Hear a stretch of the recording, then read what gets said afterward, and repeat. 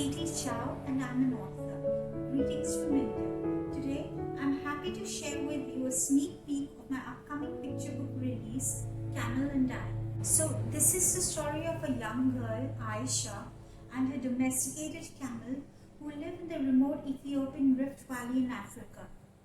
Aisha lives in a village without water, so she must trek almost 8 hours every day with her camel into the arid desert to fetch water for herself and her family. But then one day, something happens in the middle of the desert, and she's all alone with camel. What happens next? Will he help her? I was inspired to write Aisha's story a few years ago when I saw a series of pictures tweeted by UNICEF of Aisha and her camel. She was almost 13 then, and the listlessness in her eyes really disturbed me. In drought-torn Ethiopia, after the El Nino, survival has become exceedingly difficult with acute shortage of water.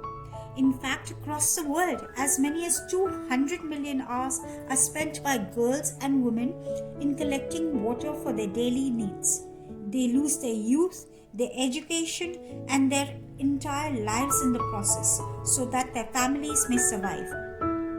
No one knows what happened to Aisha, that was her real name, but I do hope and wish she survived her nomadic existence well and her wishes were answered.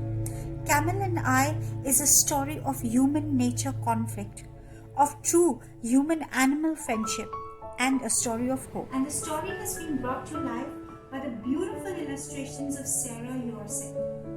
We invite you to come and step into Aisha's world and see what life in the desert can feel like. Let's meet halfway through Camel and I.